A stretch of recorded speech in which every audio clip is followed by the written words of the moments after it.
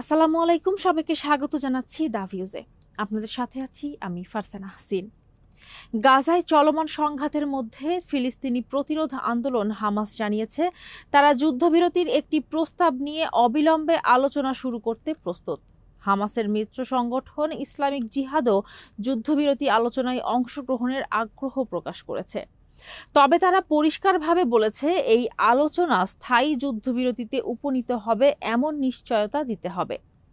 সংগঠনটি জানিয়েছে অন্যান্য ফিলিস্তিনি গোষ্ঠীর সঙ্গে পরামর্শের ভিত্তিতেই তারা এই অবস্থান নিয়েছে।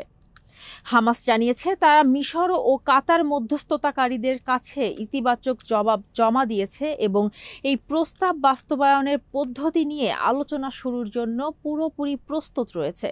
একজন হামাস কর্মকর্তা বলেন, দলটি ইসরায়েলি বাহিনীর সম্পূর্ণ প্রত্যাহার ও একটি স্থায়ী যুদ্ধবিরতির নিশ্চয়তা চায়।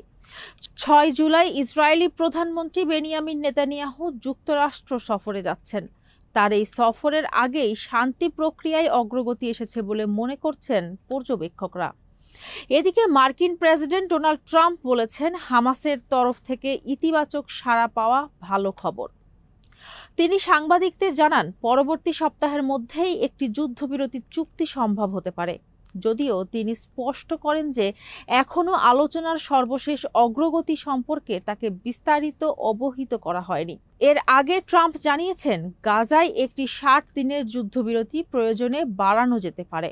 বিশ্লেষকরা বলছেন, দীর্ঘ 21 মাস ধরে চলা গাজা সংঘাতের একটি টেকসই অবসান আনতে যুক্তরাষ্ট্রের এই উদ্যোগ গুরুত্বপূর্ণ ভূমিকা রাখতে পারে।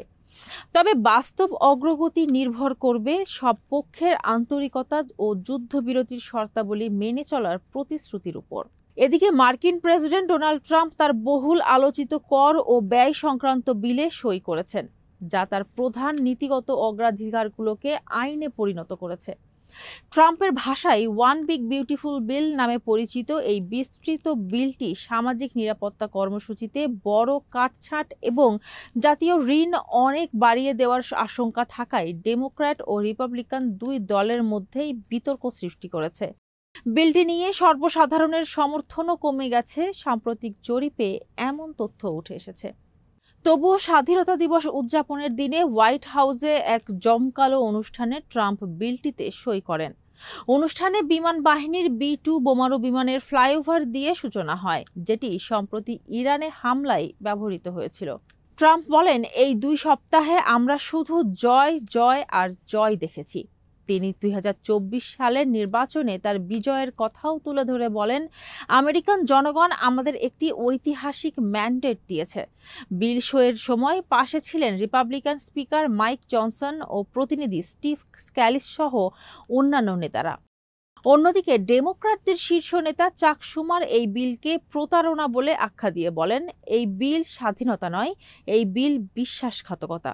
মার্কিন রাজনৈতিক অঙ্গনে বিলটি নিয়ে দ্বিধা ও বিতর্ক এখনও তীব্রভাবে অব্যাহত রয়েছে। এরই সাথে শেষ করছি সংবাদ। সবাই ভালো থাকুন, সুস্থ থাকুন আর নিরাপদে থাকুন। আল্লাহ হাফেজ।